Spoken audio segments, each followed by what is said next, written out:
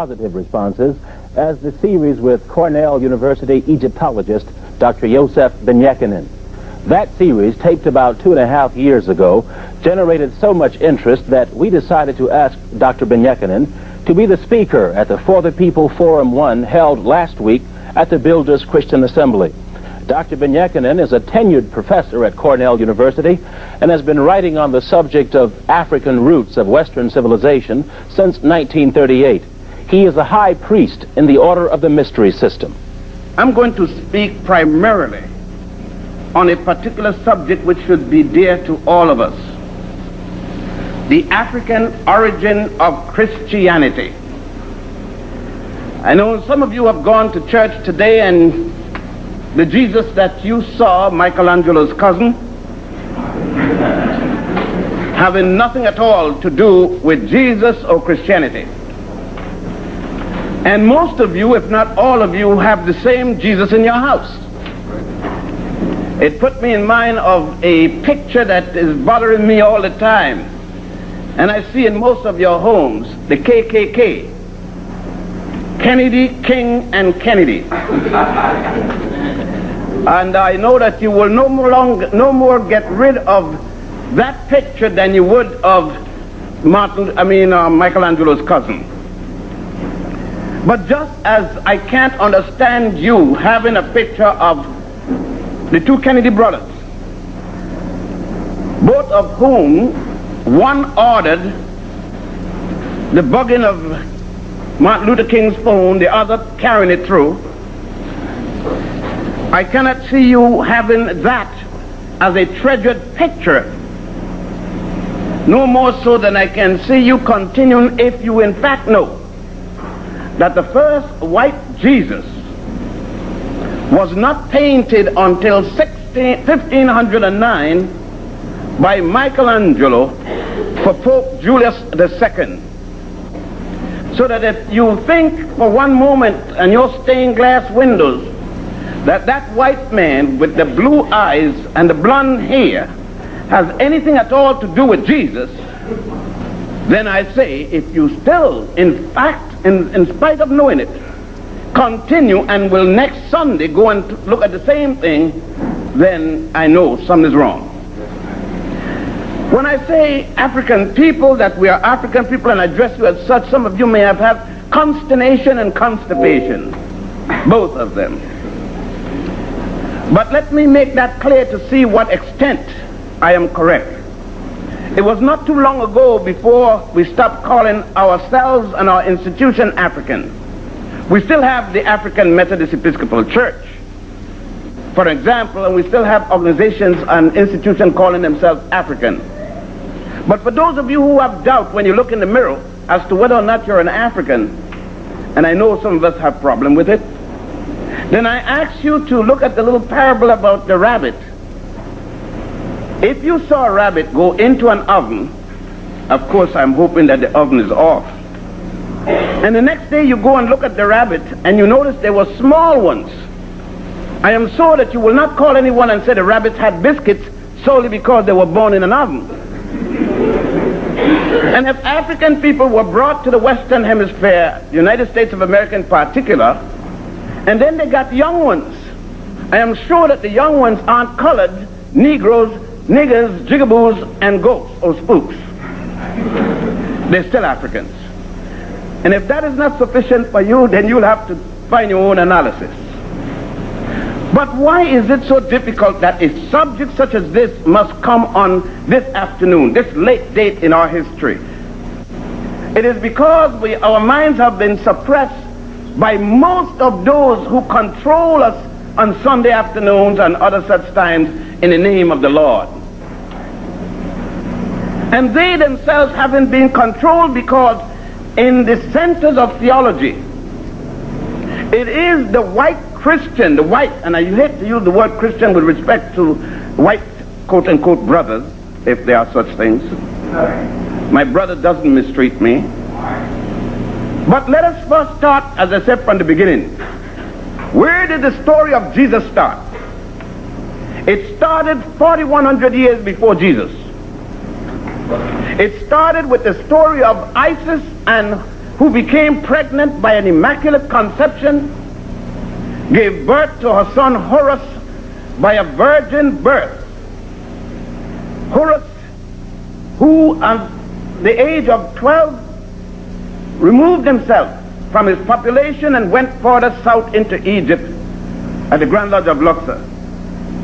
At the age of 30 he returned, and at the age of 33 he was murdered, cut up into 14 pieces, and so on and so on. If you look in what is called the Egyptian Book of the Dead and the Papyrus of Ani, you will see the same story. If you go to Egypt today, and by the way, Egypt is in Africa. The last time I looked at it on January the 9th, unless it took a 747 and flew away. But if you should go to Egypt at a place called Abydos, there is a temple there, still there, partially in ruins. The temple of the Pharaoh Seti I, S-E-T-I-1. And there you will see not only in the hieroglyphic writing that the ancient Africans wrote, but you will also see the picture form the Africans painted, they drew the entire story of the Immaculate Conception and the virgin birth story. That temple was completed by Seti I's son, Ramesses II. Ramesses II took over in 1298 before the Christian era, BC, after the death of his father, Seti I. You will see at another place, at a temple for the god Horus, and that's at a place called Edfu. And you see the entire story of the crucified Savior there on the walls and in the paintings and the ceilings and so forth. So what I'm saying to you, everything I'm going to say to you today, not only can you read them in books, but you can go to Egypt, to Ethiopia, to Nubia, and see in the ancient temples just what's there. And the question is, don't the Europeans, don't the whites know this? The vast majority do not know. But there are those in their universities and their high places, including Rome, who knows everything of what I'm speaking about today. But they have to suppress their own whites, much less those that they have enslaved. And so it is that even you have been dealing with what I'm talking about for the longest a while.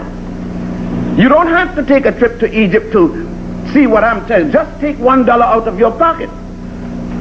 I did not interfere with your dollar bill. Take it out. Don't be afraid. I'm not going to ask you for it. This is not the type of church that will ask you for it just because you got one. But if you look on the green side of your American dollar bill, you see the story I've just been speaking about. And the question is, how did it get there? You see the ever-seen eye of Horus, otherwise known as the Ujet, U-D-J-E-T. And then you see around it the symbol of Amen-Ra. You say at the end of each prayer, Amen. And somebody told you some lie that it means so be it. It never meant so be it, and it still doesn't mean so be it. Amen was the god of the north in Egypt. Ra, symbolized by the sun, was the god in the south. And when Egypt unified herself, they combined the god of the north and the god of the south into the one, and thus Amen-Ra, A-M-E-N-R-A. And the house of fire, or pyramid, the Greek word P-Y-R-M-I-D, two words. Fire meaning fire or house, and mid meaning the house. It is in this context then that the early people in Africa, under the leadership of two Africans, one called Pantaeus, P-A-N-T-A-E-U-S, and the other one called Boetius, B-O-E-T-I-U-S. Some 1983 years ago, having fell out with another branch of their own, decided to then reintroduce the concept of the Immaculate Conception, the virgin birth, the murder and resurrection of the Godhead, which Horus, which later became Jesus, and so forth. But have anyone ever told you? What we're speaking about is Christianity before Jesus. There's 16 crucified saviors, 16. Jesus being the 16th. The first being Horus, along the Nile, in the land from whence your ancestors came. When the Africans along the Nile there started to deal with the concept of deity, God, there was no Greece yet, and there was no Adam and no Eve. Because Adam and Eve is a concept, an allegory that came from the Hebrews, otherwise called Jews. The first of the Hebrews, Abraham, otherwise originally called Abram, A-B-R-M. And let us just quickly put a little thing so we can get an understanding of what we're talking about at this point. There, so that we certainly wouldn't have no misconception of what this whole thing is. This is the Tigris, and this is the Euphrates. This is the Red Sea. This is the Indian Ocean, or Indian Ocean. This is the world's largest island, the island of Cuba. Now, they later called Marina and Madagascar, and now Madagascar Republic. This will be the Iberian Peninsula here. This will be Italy, the Italian Peninsula. This will be the Greek Peninsula here, and that will be Turkey and so forth. Here is where Asia and Africa joins. Before there was a Suez Canal here. This will be the Nile Valley, the Delta. This will be the S-turn that the African engineers put in there to stop the inundation period. That will be Mwanza Nyanza, which the British call Lake Victoria. There has never been a Victoria Lake in Africa. Victoria is in England. If there's any Victoria Lake, it's in England. Now, this is the Great Sea, later called the Mediterranean today. And this is the Ethiopian Ocean, today called the Atlantic Ocean. Now, I need to put this just for the sake of identification. Here is Mecca, and here is Medina, because later in my conversation, this will take place. Modern Cairo is about here, but Cairo is not an ancient city. I'm just putting it for the sake of demarcation. Here are the pyramid fields. The pyramids of Giza are right here, and the pyramids of Darfur and all of them. There are 62 pyramids. All of them, all of the major structure on the West Bank. Of course, if we took a map, this will be north, this south, east, west. Of course, when I speak of Upper Egypt, unlike there, Upper Egypt is in the south. In this part of Africa, when you say I'm going down, you're going north, rather than in the United States when you say going down south.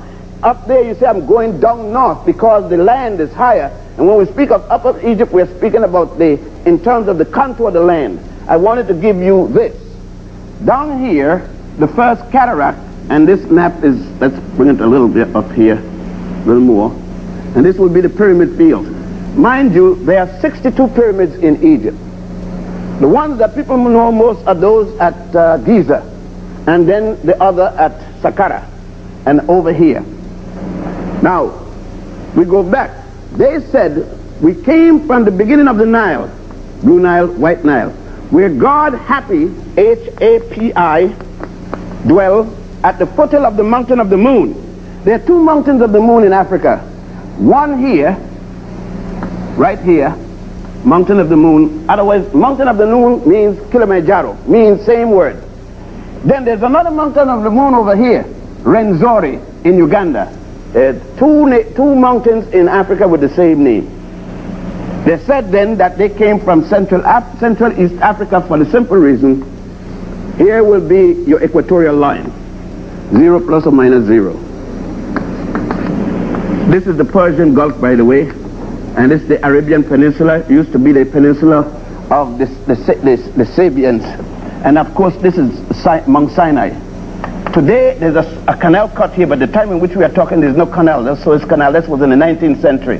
This is supposed to be the Mount of Horeb in the Sinai Peninsula. Sinai is still a part of Africa, again up to January the 9th. I could tell about January 9th. I haven't been back since January 9th. I expect to go back July the 31st to make certain that it hasn't gone anyplace. But nevertheless, so that this is the continent called Africa. Alkebulan, Africa, Ortega, Hesperia, all kinds of different names it was called. So that I hope that you would make it understandable. This is the Greenwich line, 0 plus or minus 0.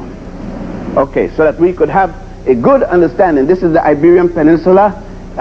Today, Portugal will be here, Spain will be here, southern France will be here, so that you will have an idea of it. But, as I stated before, Abraham or Avram was not born until 1675 before the Christian era, or BC. You cannot have an Adam and Eve before you have Abraham. Why? The Jews are the one that introduced the concept of an Adam and Eve. You don't have any book older than your Bible, your Judeo-Christian Bible, whatever version. With the book of Genesis, no other people in the world ever mentioned. And the first Jew is Abraham. You don't have a single, his mama wasn't a Jew. His daddy wasn't a Jew. They said Abraham was the first of the Jews. Your own Bible says it. So then, anything about the beginning of the world must be something he thought of. He had no concept of it. In 1675, the Africans along the Nile were already in their 13th dynastic period. 13th dynasty. I'm not talking about the pre-dynastic period. Are we to say that the Africans here had no concept of religion before Abraham was born? When Abraham was born here, in the city of Ur in Chaldea, this Chaldea was already a colony of these Africans. These Africans calling themselves Elamites. E-L-A-M-I-T-E-S. So that even Abraham was born at a time when the Africans was controlling the state where he was born. I know that in the university you're learning all of this. I'm just trying to refresh your memory. Now, when the book, furthermore, the book of Genesis isn't written when Abraham is born. It isn't written until 700 BC at the Sanhedrin, when Jewish scribes decided, and they did not even write the book of Genesis as the first book. They wrote the book of Exodus as the first book. But it looks silly to say that people are running from a place and they're not born yet. So at the council of Jamia, they changed Exodus and replaced it with Genesis, the same thing they did with Luke and Matthew. Luke was the first book in the Christian Bible, but it looks silly talking about to a woman a child would be born in the first book, and in the second book to a virgin a child would be born. So they had to switch these two. They've been switching all over the place, but it's not been new. But what was the switching? The switching was to remove a certain people from here, a people called Africans, your people and mine. And it came about in the year 325 AD, when a Roman emperor, Rome, right here, by the name of Constantine, you see, decided that Rome, which was warring, Rome which had been scourging the earth, Rome which had been raping anything female, Rome which had produced nothing but a scavenger nation that would go and take anything they could at the case of murder, was able to convince the early Christians. By the way, they had not taken on the name Christian until 212 at the Council of Antioch. Antioch is the first time people start calling themselves Christians. Jesus is supposed to have been dead 212 years before the first Christians. Jesus himself was never a Christian, because you can't be a follower of yourself. But it was not until that council that, I know that you're taught that in your Sunday school. You're taught very good things in your Sunday school. You must be. You gain 10% of your earnings, you should get some.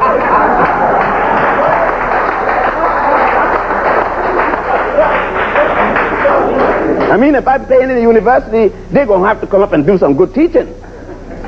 Now, you may find some people leaving, but you know how it is. It's kind of rough up here today. But nothing lasts forever. They have screwed us up for years.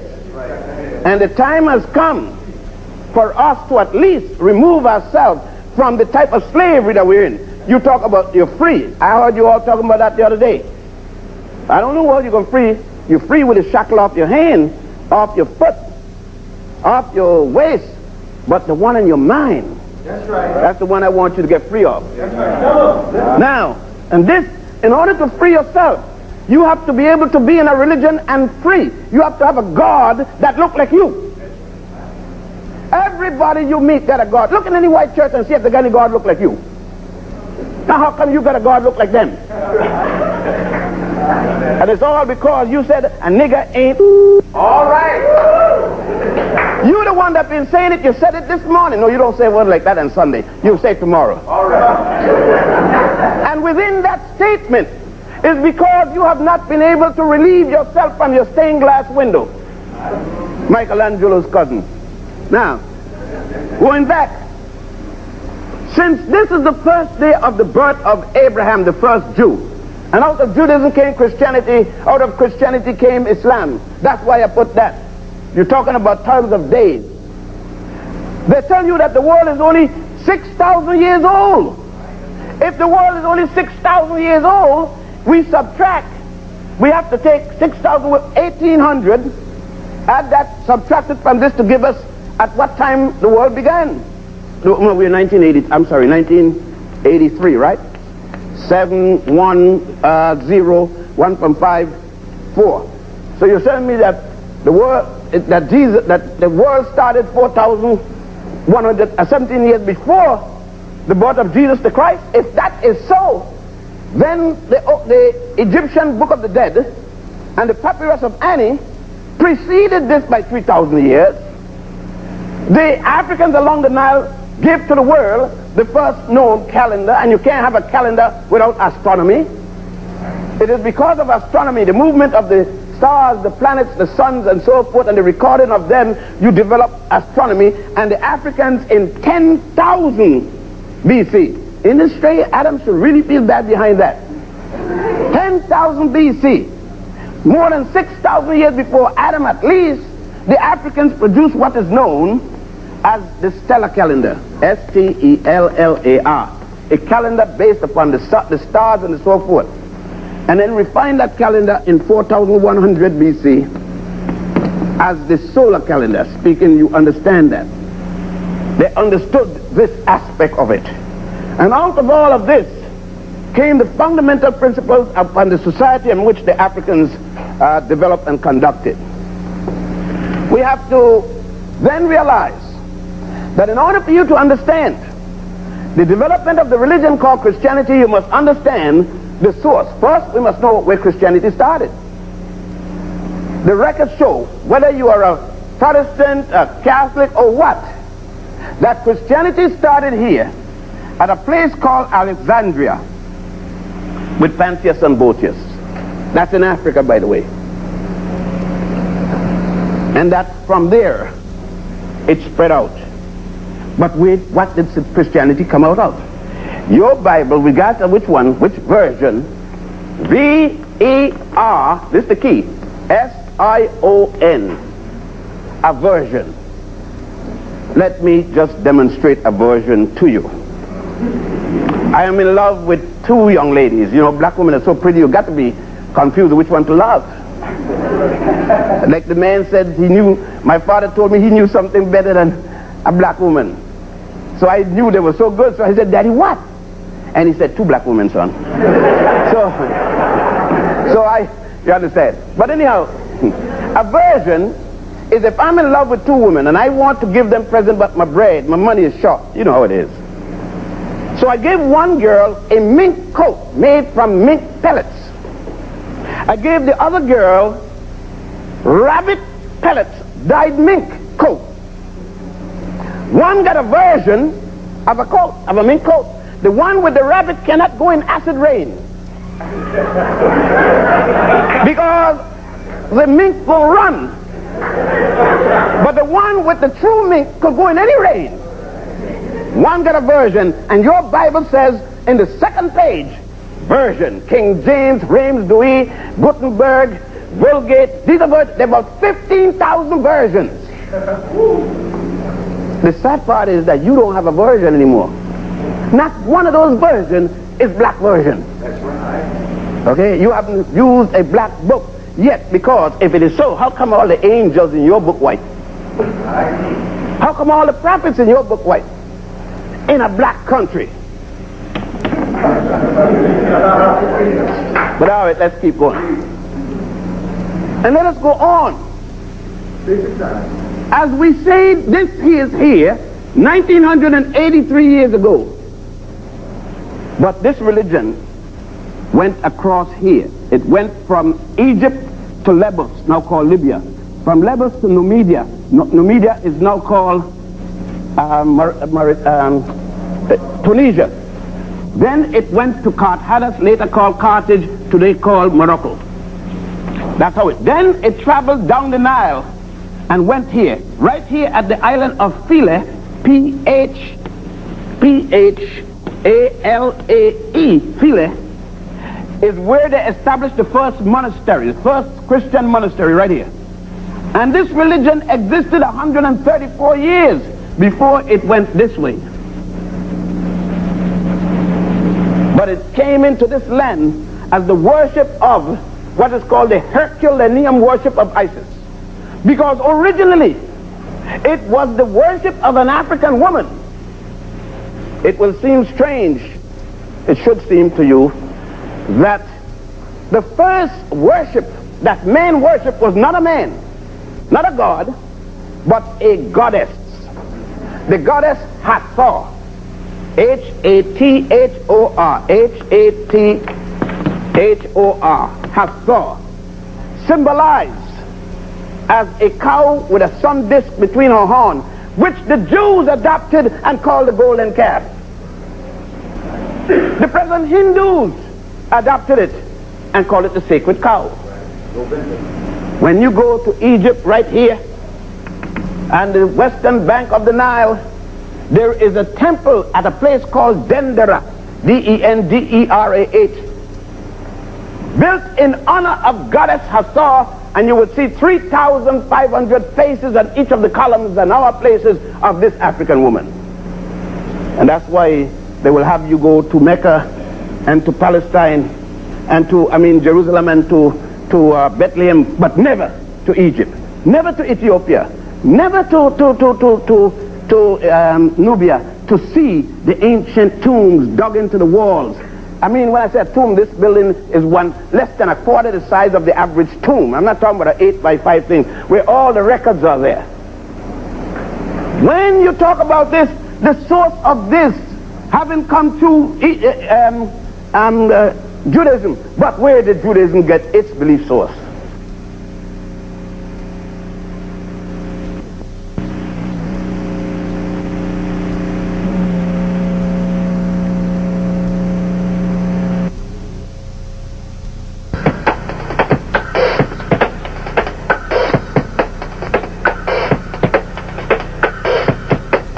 Good evening and welcome to the second part of For the People Forum 1 with Dr. Yosef Yochannan.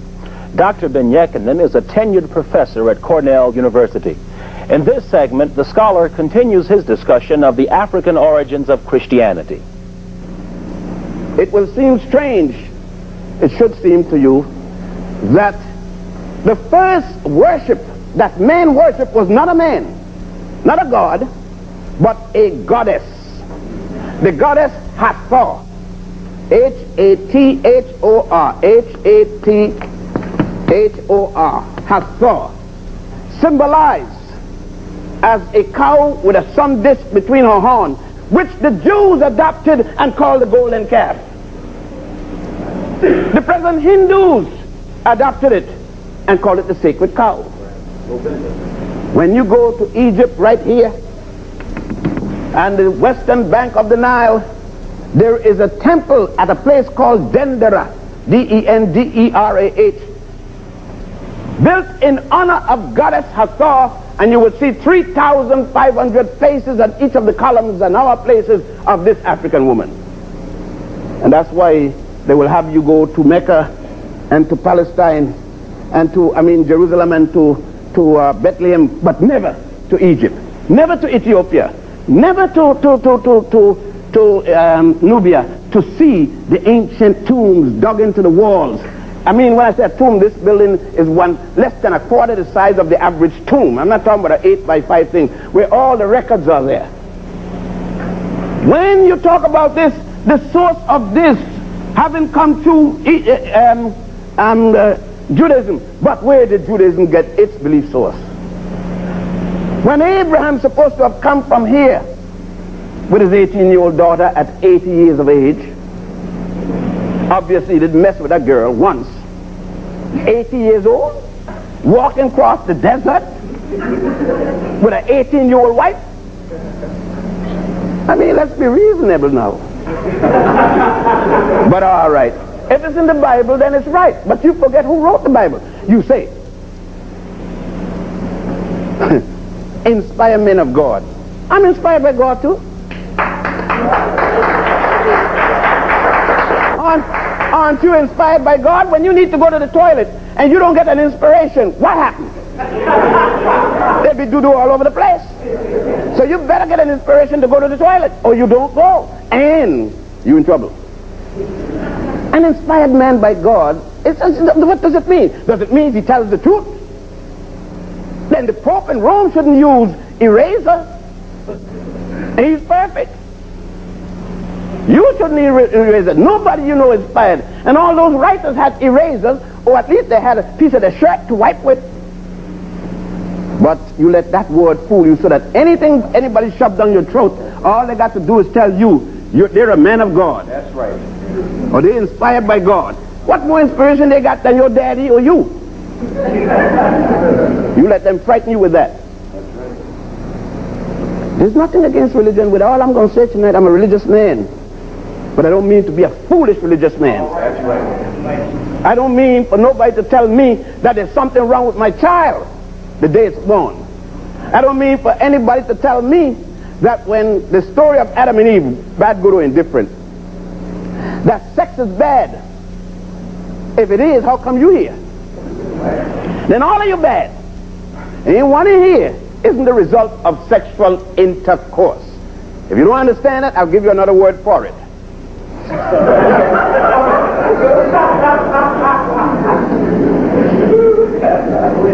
If in fact then that God made sex, and it's the only way that a woman could get pregnant to have the baby, or the result of sex, even if they have artificial insemination, then you're saying that what God gave was bad, and therefore that if a woman had a child and wasn't married, that the child is a bastard, illegitimate. Jesus' mother Mary wasn't married to the angel nor to Joseph. You're not going around calling Jesus a bastard. And where in the Bible it said there was a city hall that you stop and had a blood test, then went and get the license and then get married. Your Bible said, and God made two people, a man and a woman, and sent them out to multiply. He didn't send them to do 2 times 2 equals 4. Send them out to get sex and have babies. That's what he sent them to do.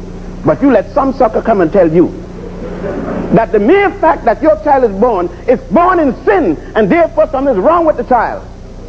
What's wrong with the child? How else could the child have been born? Why would God curse the thing that God made and checked out? Amen. You think that God made sex and didn't check it out? Would you make a car and never run it, test run it? But no, you see, but you don't say nothing about it, because a man stand up or a woman and tell you, run a lot of things down on you, make you feel guilty, make you go in a mental institution for the things that God gave you to do. But the Africans didn't bring this. Along the Nile, when the Africans established the worship of goddess Hathor, the first known deity, long before they worshipped Ptah. That's the first known male deity. The first known female deity was Hathor. And then there was another a female deity by the name of Goddess Nut, spelled like nut, Nut. In this here, in most of the pyramids, most of the temples and most of the tombs that you see, especially at a place called today Luxor. The Greeks originally called it Thebes, but the indigenous Africans for the first time call it Wa'at, W-A'-A-T. There on the ceilings of the tombs, you see the body of this woman, this African woman, with stars and moons and everything symbolizing the outer space, the heavens.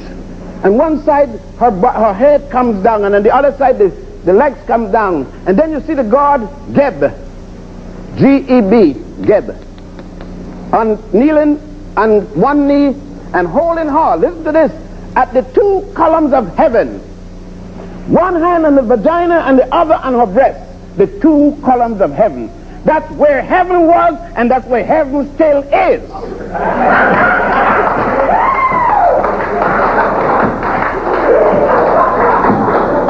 The most ancient writing about the word heaven, the ancient Egyptian Africans call it Amenta. The opposite of that they call Abydos in the hieratic writing. But when this was thousands of years, there was no Adam and Eve story yet, there was no Jew yet, there was of course no Greece yet. We don't have Greece, doesn't come in history until 833 BC when Homer wrote the Iliad and the Odyssey. And Homer said that even the gods of Greece, the gods of Europe, the two first gods, Zeus and Apollo, came from Ethiopia. Go read. You're in college, and I'm sure that you have to read the Iliad and the Odyssey. And you come up with your PhDs, and you were in your fraternities and your sororities, and you don't know none of this. And your Greeks, your Akabata, Bapadapa, Lapabapa, and all of that. And you know nothing about yourself. Your Greeks preach everything else, but know nothing about yourself. You're proud of everybody who learned from you, but not of yourself.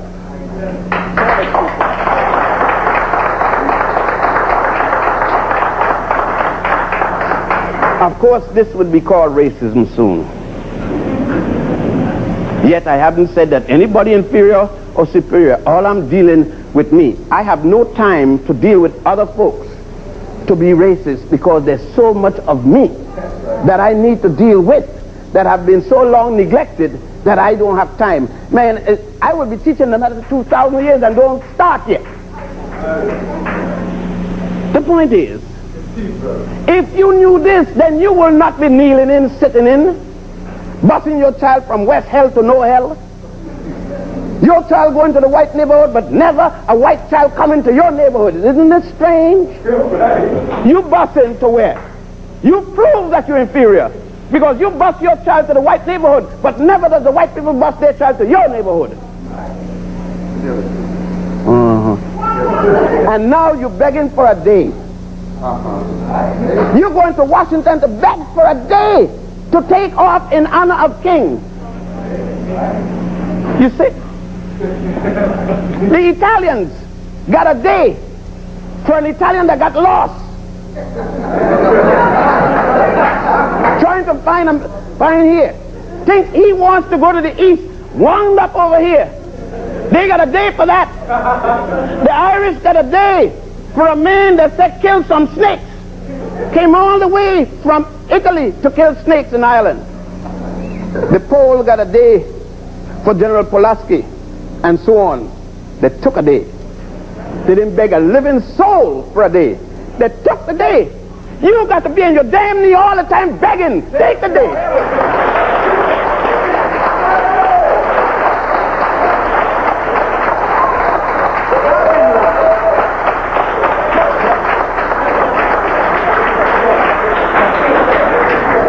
And if you're going to take the day, remember that a woman named Rosa Parks did it long before Martin Luther King Jr. was told by his mama. His mama, another black woman, go down there and get yourself straight. I didn't send you up there in Boston to get soft. A black woman. And then when you're taking the damn day, remember that Betty Shabazz doesn't feel the death of her husband no less than Coretta Scott King. Just remember that Malcolm, when he died, left 6 daughters. The last 2, the twins, he didn't even know existed because Betty was going to surprise him and tell him she was pregnant. And he got killed before his birthday, but he got killed before it happened. So his last 2, he didn't even know that his wife was pregnant. So when you're going to take a day, take one for Malcolm too. Yeah. Take one for Garvey. Yeah. Take one for Garvey, take one for Du Bois. Take one for Nat Turner, Denmark, Vesey, Henry Highland Garnet, Sojourner Truth, and Harriet Tubman. Take one. David Walker.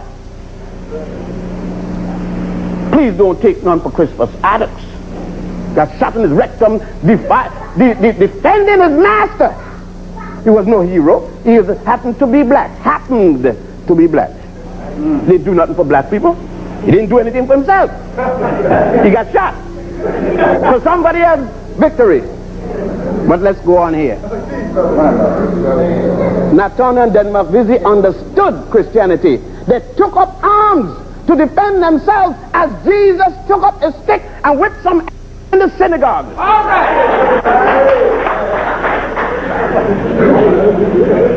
Yeah. This European Jesus that you teach up on the wall, that no Jesus. Man, ain't nobody from this part of the world coming here whip the synagogue that's going to act like that and tell you to be moderate. But then again,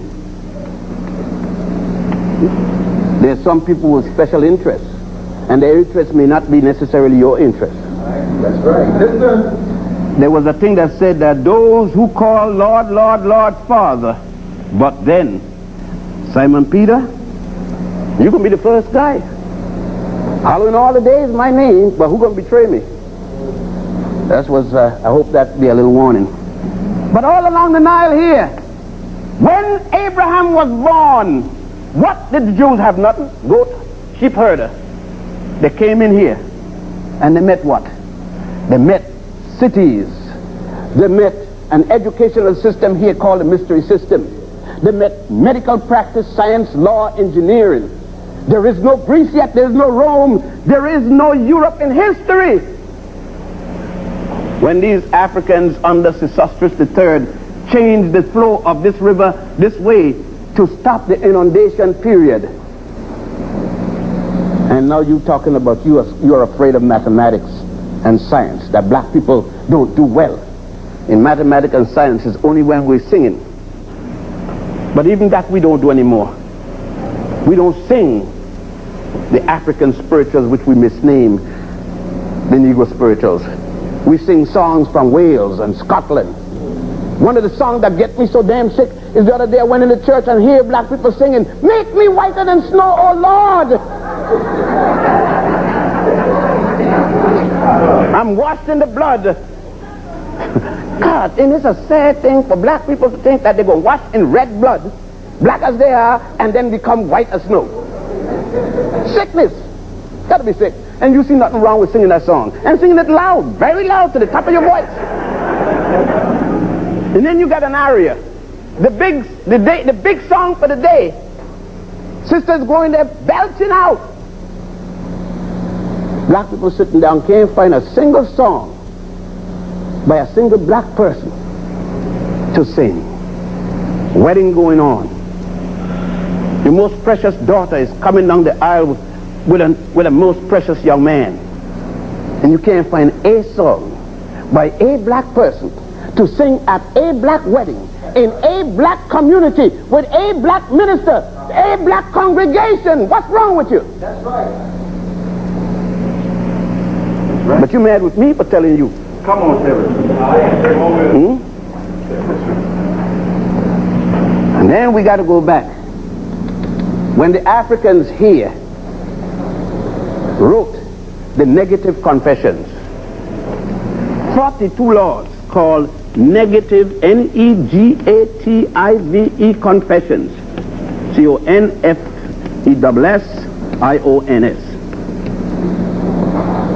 Listen to some of them. By the way, they were revised in 4100 BC. I have not killed man nor woman. I have not made light thy bushel. I have not spoken ill of my mother or my father. Songs familiar to you? I think you call them the 10 Commandments. And you found them in the book of Exodus. There were no Exodus yet. When the Africans go in the tomb of Ramesses III, and you will see them, all of them, on the left-hand side as you go on down. Plus other places. Go, look in, they may be here. Brother Listervelt may have one. Look in the rear section of the book of the coming forth by day and by night, which they call the book of the dead. And you see it there in a section called the Osirian drama. Osirian drama. In honor of God Osiris. And you see where Moses got the 10 Commandments. Not from Mount Sinai, Mount of Horeb. He got it from here, where he went to school. He got 42, not 10. Moses the African, here, was born here, in the city of Sukkot, your Bible says. How in the world, if you were born right here, in Columbia, South Carolina, is it possible for you to go to kindergarten, from kindergarten to college, your bachelor's, your master's, your doctorate, your postdoctorate, and never heard of the United States Constitution? Is it possible for Moses to have been born here and for 80 years went to the school system, became an officer of the government, and never heard of the basic fundamental laws of the society, the negative confession? No. But how come you don't hear it from the pulpit? That's right. How come nobody from the pulpit tell you, let's go to the Holy Land? Here it is, 11.3 million square miles of Holy Land. The continent of Africa. Because you had too many Tarzan and Jane. Too many Jeffersons and whatnot. You see? But then if you deal with this, you deal with your own heritage. You forget that the present Pope in Rome is going back to Poland to worship at the feet. This is his own words. And it must be good because white man said it. He said, I am going back to what? Worship at the feet of the black Madonna and child. Where is the black Madonna and child? There she is sitting in the audience. There she is. Any black woman out there with a child is a black Madonna. But no, how could it be a black Madonna when you beat her like a drum? You walk off and desert her with her baby's child. You desert her when you get $1 as soon as you could throw a basketball knee-high to a grasshopper and run across the airport at Hertz with a suitcase and call yourself Herschel Walker. You can't find her no more. When you garrote up behind the trees and in the backyards and in the alleys, she's a good black Madonna, but as soon as you get a buck or a name or you hit the numbers, then you can't get her because you want somebody commensurate with your dignity on stalkers.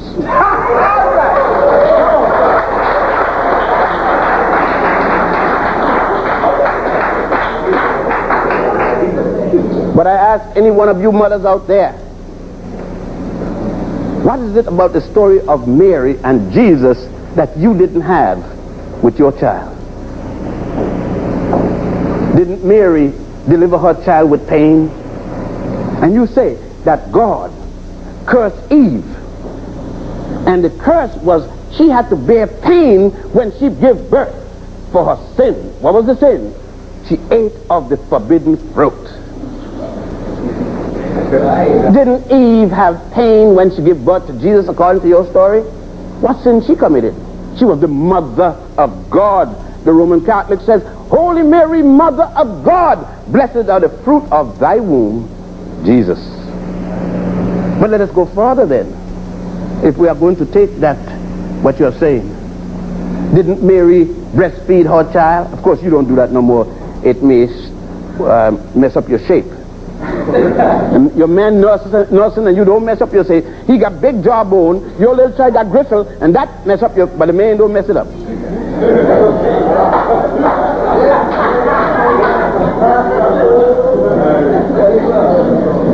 Contradicting values. Didn't Mary clean her little boy when he messed himself?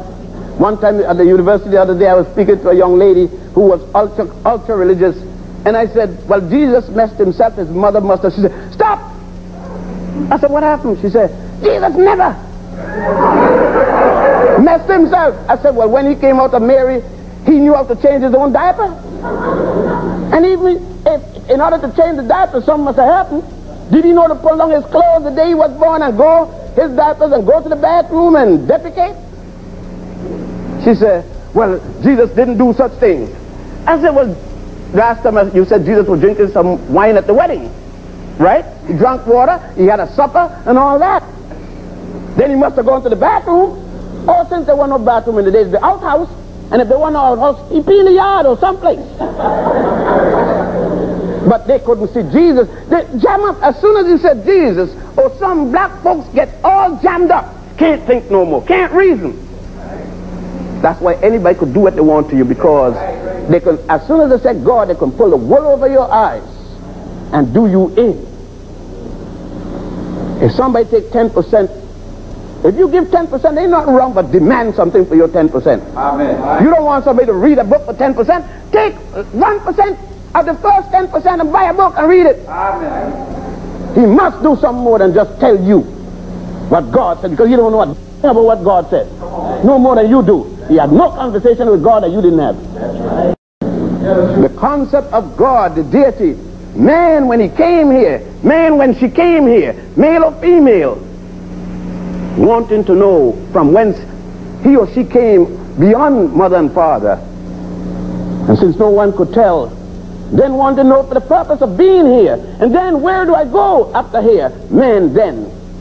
Man's own mentality, man's own mind, man's own thinking, man's own brain, man's own heaven devise answers. Nothing wrong with that. But then understand what it is. No man came down from any Superman, no anything like that, and wrote in a damn thing. This is the ideas of men, both male and female. And until we understand these things, and until we understand the source from it, when it came down the Nile, when these African geniuses who conceived this wrote their books, when before Solomon plagiarized, before he stole the Proverbs from the Pharaoh Ameneop, A-M-E-N-E-M-E-O-P-E,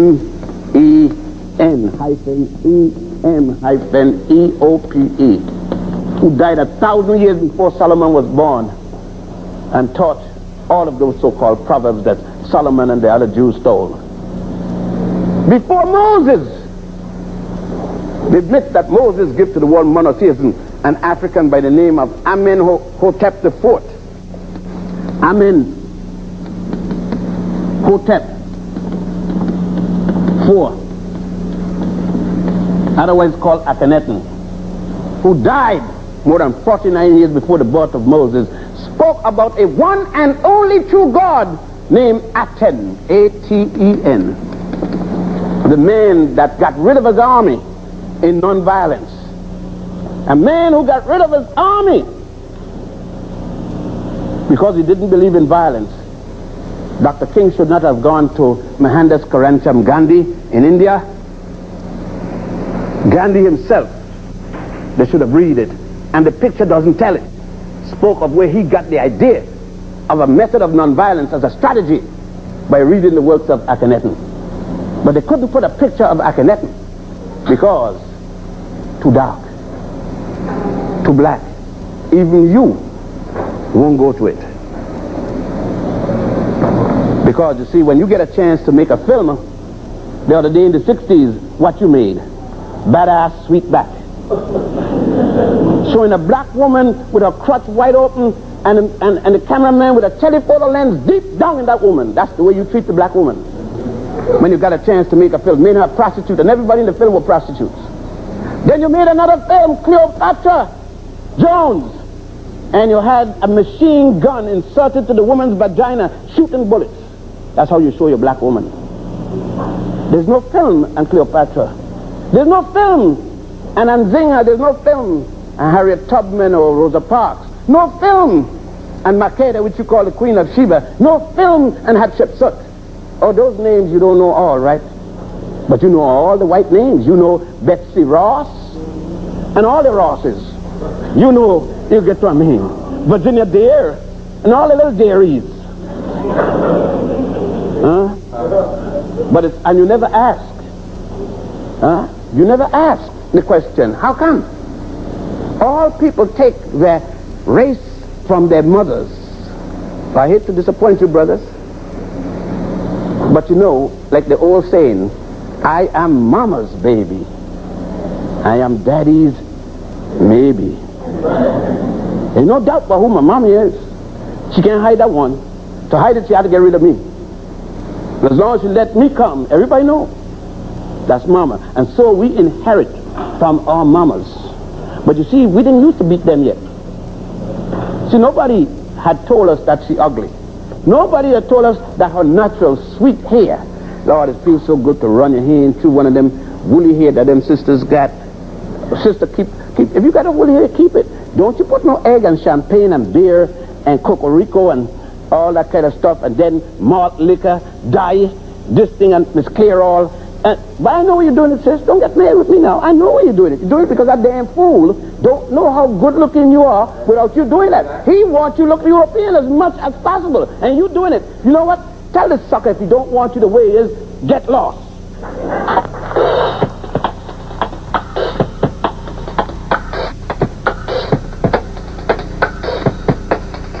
Good evening and welcome to the third and final part of For the People Forum 1 with Dr. Yosef Yachannun of Cornell University. In this final segment, the scholar continues his discussion of the African origins of Christianity and fields questions from the audience. No, religion must relate. I am speaking religion. I haven't stopped from it all day. Praying has nothing to do with religion. That's a personal thing. You and your concept of a maker. Religion must be. Religion is the deification of a culture. And a people who cherish their culture soon find that culture becoming a religion. A God of love must love me, and then I will love that God. My God cannot be helping the enemy, and then I love that God.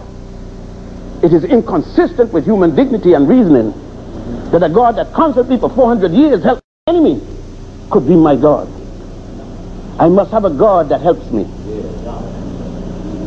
And I will love that God. Otherwise you're not asking me to be real and to be human, since God is the concept of man. What we are talking about, as I boil down for question and answer period, which we will have later, very good, is to just give you a touch into the concept of religion. And since I spoke of Judaism and Christianity, let me just remind those of you who I did not speak about Islam.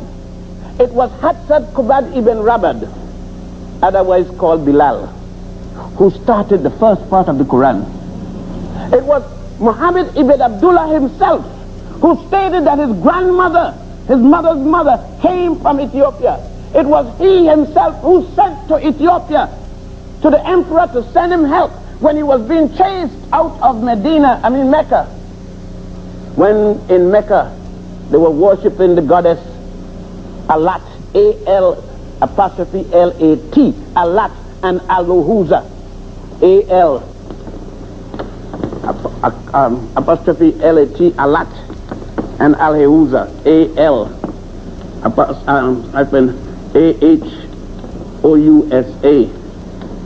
Alat became Allah. And the most important symbol of Islam is still the Kaaba, a black stone, a meter, from Ethiopia.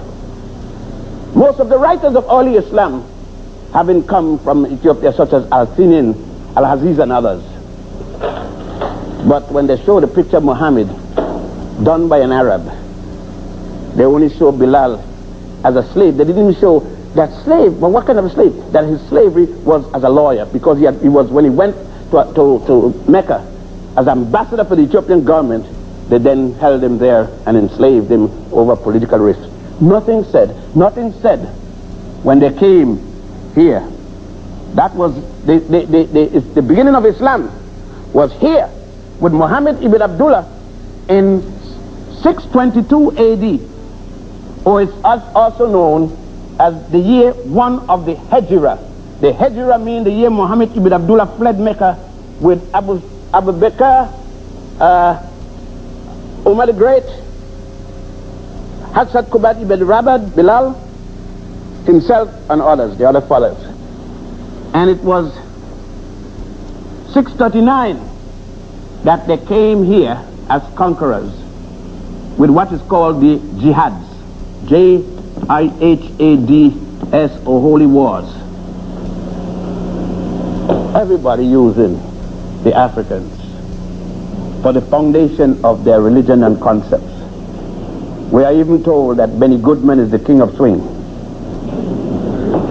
I guess Duke Ellington and Fats Waller, and for some of you young people, you may not know these names, but your mom, your grandparents should be able to tell you them. Conk Basie and Lionel Hampton and all these.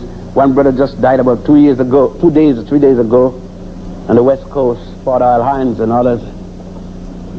I guess name of the emperors. If Benny Goodman is the king, they're the emperors. But then, as I said again, the blues and things you look down at, but you forget that your gospel music came out that blues and that jazz. Go look at Mr. Dorsey. Ask old man Dorsey, who played in a jazz band and went into the church that rejected that form of music because it didn't come from Europe. The same gospel that you wouldn't give up today was rejected because it was introduced by a black man by the name of Dorsey. There's a very famous song that you sing at funerals by Dorsey. Anybody? Nobody? That's your exam. Almost every black Christian funeral, that song is sang. And it's by Dorsey, the man that brought and made the gospel music in your church. Oh yes, you know who did the Star Spangled Banner though. And you feel bad if Aretha Franklin jazz it. But you don't worry about Kate Smith bugging it up. Again, and it comes from a deep sense of what we don't get here on Sundays. Sundays when we come, when this black woman comes with her child and her man, she doesn't want to hear nobody cursing her out. She doesn't need anyone after catching hell all week long from this man who has been doing it from 1506 in the Western Hemisphere, starting in Haiti and Santo Domingo, then called Hispaniola. When the Pope in Rome, the Roman Catholic Pope Martin V and Bartolomé das Casas started the slave trade to the west in 1500, and an island now called Hispaniola, shared by Haiti and Santo Domingo. How many churches said when the Haitians were dying on the beach there in Florida, how many ministers say, let us rise up? But no, you're rising up for the Koreans and the Vietnamese, not realizing that the first place they brought you, the boats did not come straight from Africa here. Neither there. We were in Hispaniola.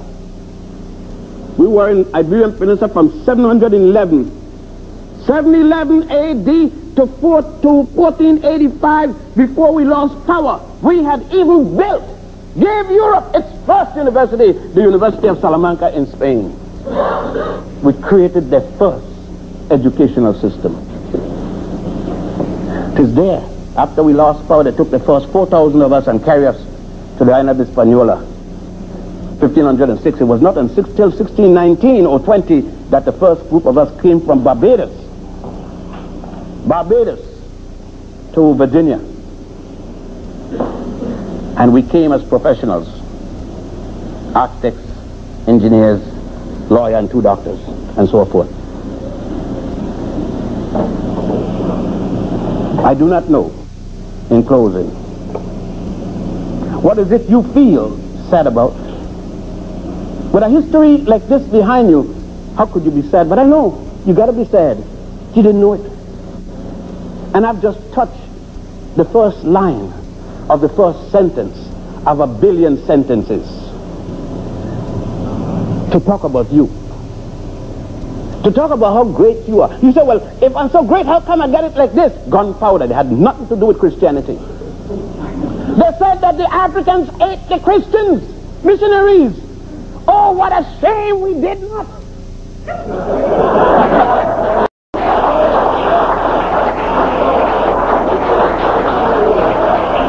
But let me tell you, it is never too late. The man who mistreated us knew what he was doing. Why should we now say, well, after all, he's a child of God? Isn't it strange that when somebody dies, all of a sudden they become good? Beat a woman all day of his life, kick her, starve her, and when he died, instead of she's dead, God, I'm so glad you killed him. I wish I had the chance. The minister tell her to say, well, after all, he's God's child. Don't you beat your bad child? Or have you gotten so modern that you let the child knock the hell out of you and don't want to hurt his ego? Not my children. My children get a whipping, not just a beating, whipping. And their ego is damaged because I want it damaged. I beat them to hurt the ego. So that when he get 18, he doesn't have an idea of messing with me because he knows it ain't beating then. He's going to die. If he raises a hand, any animal chastises its young, then why not us?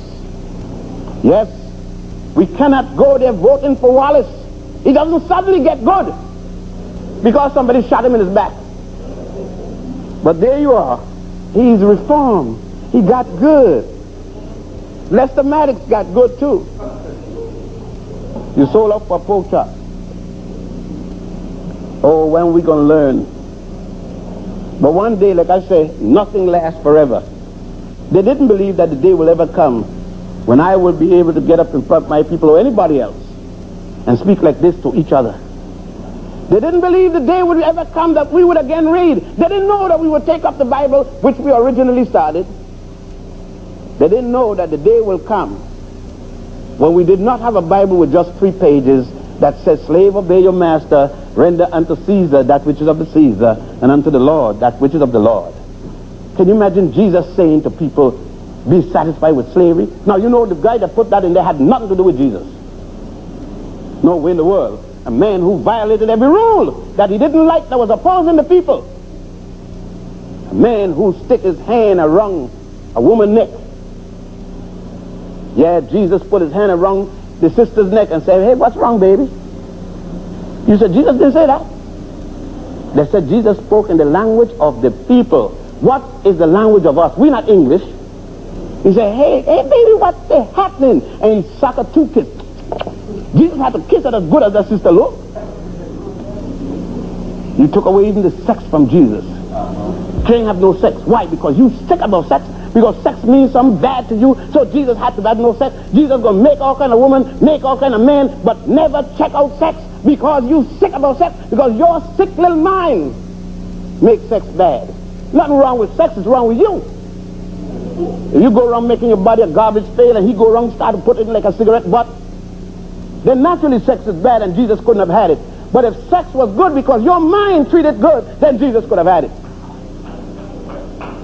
But you couldn't have Jesus with sex because with your sick little perverted mind, it was of the devil. But God took all the time to make a male reproductive organ, a female reproductive organ, which is better than any wristwatch. Intricate, with all the ramifications of reproduction, sperms and ovaries. And then God curse it? We go to all that trouble? Go to a gynecologist and ask him the intricacy of a woman's reproductive organs. Go and ask him why, with the mistreatment of brutal men, she has to come there all the time for treatment, because of the delicateness of this African woman. And then you take her body and say that she is something less than honorable, solely because you have a sick opinion about what sex is. You don't come to any church and let any man stand up here and curse you. If he can't tell you great things and make you feel good, get another place to go to. Let him know, I will not pay you to curse me. I will not get up in front of the congregation and testify that I'm a prostitute because I got pregnant, I wasn't married. There's no, I have a child like anybody else's child. And for you women that put your daughter out the house because your daughter was pregnant and wasn't married at the time when she needs you most.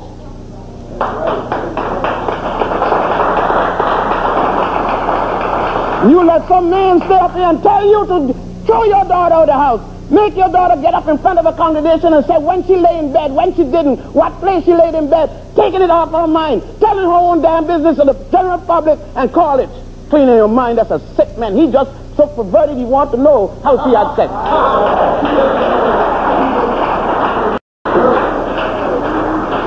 No, my brothers and my sisters, we have gone through enough agony to be agonizing ourselves. We are a good people.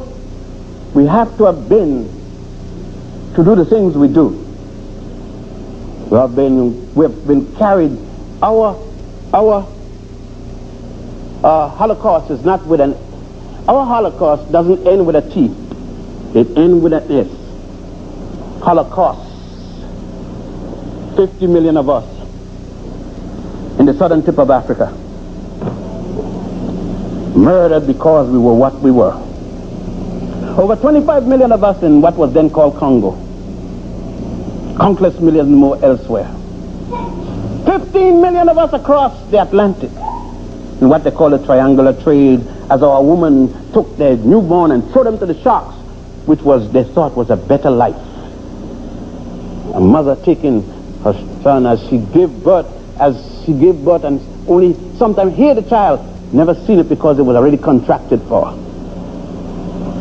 And we are asked to forgive this, even to forget it.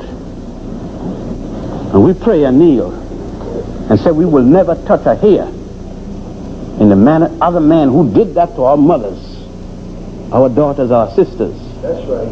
What kind of men are we? That's right. To stay there and see our women being so molested and mistreated and kneel and pray and ask, would you think Jesus would have stood there and let a man do that to Mary? But no. You don't believe in violence. Everybody else does. But you don't. Ask any woman who gave birth to a child if it wasn't violent. Even birth starts violently. And death is. Stop your heart for a moment and see how it feels. It's violent. I say these things in the name of the Father. That's the man and the mother. That's the woman and the child, the Holy Trinity, Daddy, Mama, and me. Thank you.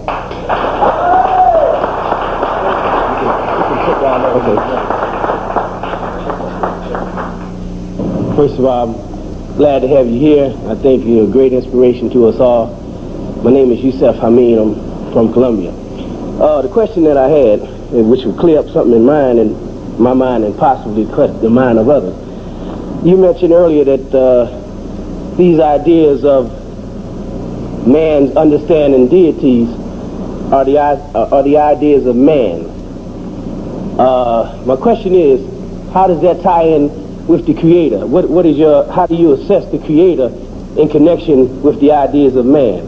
If he felt a need to to look for a higher deity,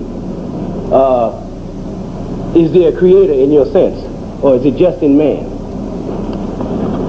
There is. When you say there is a creator using the Judeo-Christian Islamic context, you are speaking about a consciousness, and unfortunately in the West it is placed as a him or he.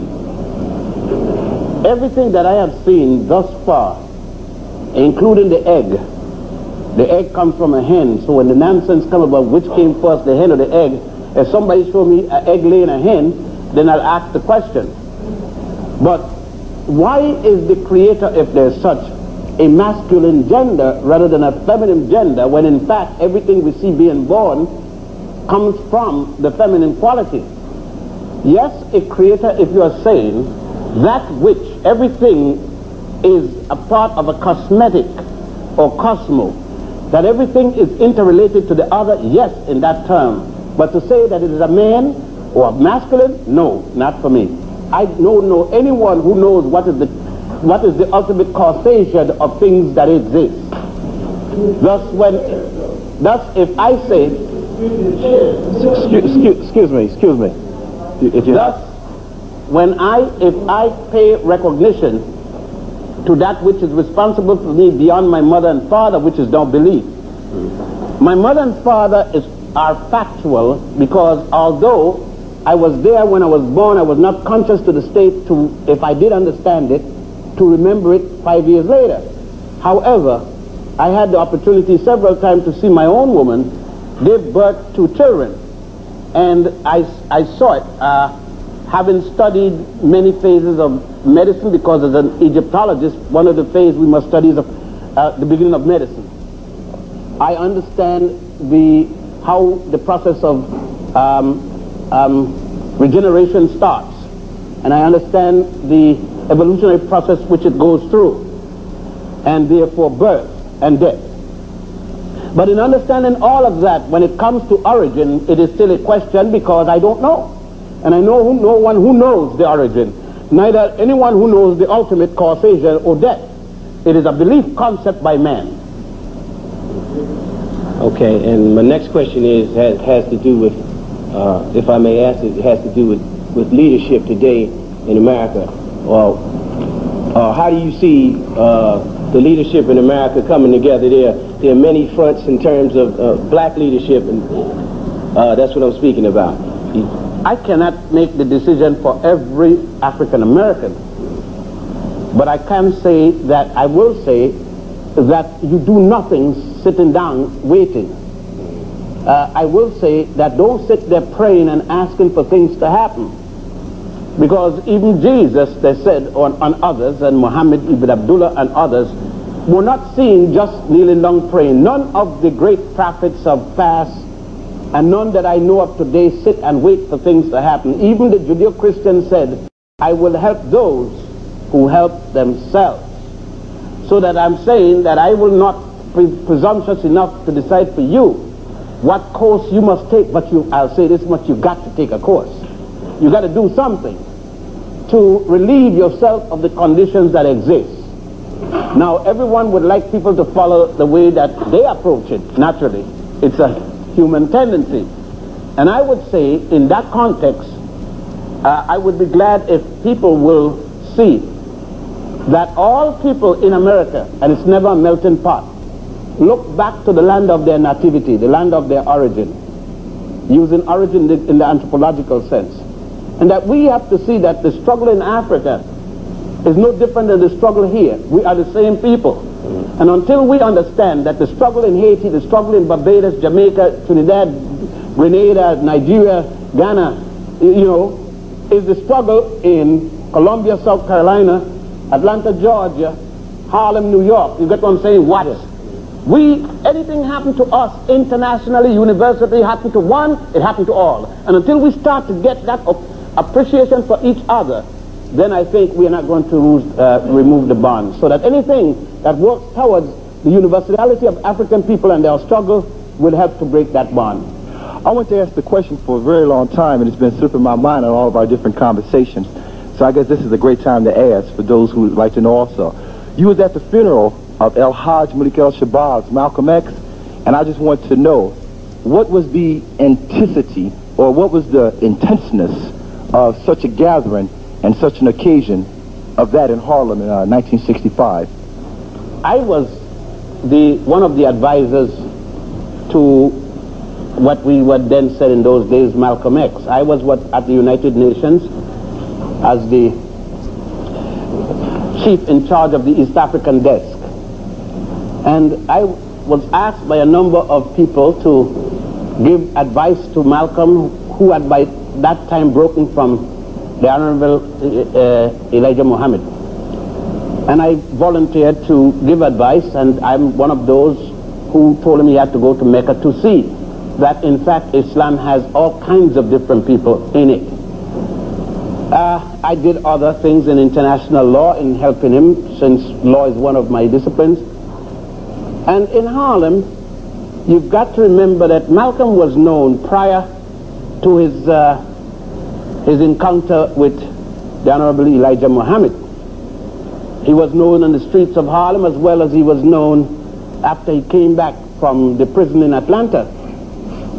And so that he was, and his charisma made him a most popular person in the Harlems of the United States, and the Harlem, New York in particular. I think where his strength and his songboard was in Temple number 7 at 116th Street, 100 West, 116th Street. So the death of Malcolm electrified Harlem like nothing else that I've seen. And I've been coming to Harlem back and forth since 1938. No one can, in words, place the incident of that ill-fated day and tell you to enough make you feel mentally what happened. What happened? And people in Harlem, some were shocked, some were crying without control, some were physically doing things to themselves in disgust and things like that. There was another such thing almost like that, the King affair, also struck people very in that kind of context. But in the terms of Malcolm, you see, Malcolm was with the common man. Malcolm was the epitome of what many black women wanted a man to be. I think Ossie Davis said it best in his eulogy when he spoke of the shining black prince. Malcolm had made the black woman even cross line, whether she was a follower of king or not, realize that it was a man at least saying, I will stand up for my woman regardless. And it seems as if the powers that be made him lucky to have 6 such women, 6 daughters, of course none of which he lived to. But the fate, things happen ironically. You realize that Malcolm's oldest daughter, Atala, my very close daughter in a sense, and King's daughter have a company together. It's ironic. What would have happened if Malcolm and King, or Garvey and Du Bois, or Booker T. Washington and Du Bois would have put away their personal feelings about each other? I would not probably be here speaking to you, because probably our problems might have been solved one way or the other. Generally, when I go to lecture in a regular place and it's mostly black audience, I always ask the brother to look next to the sister next to him and say, with a straight face, don't close your eyes, I love you. To that sister, you don't know her from Adam, but just watch her dead in the eye, she watch you dead in the eye, and say, I love you, without meaning to go to bed with her or him. We haven't told each other that in a long, long time. It got to the point that if a sister sees me in a dark night at one end of the corner, and she's at the other end, she go in another corner, another street, to avoid me. It should be that when she see me, she glad she saw a brother who she know gonna protect her. She should run, come to me.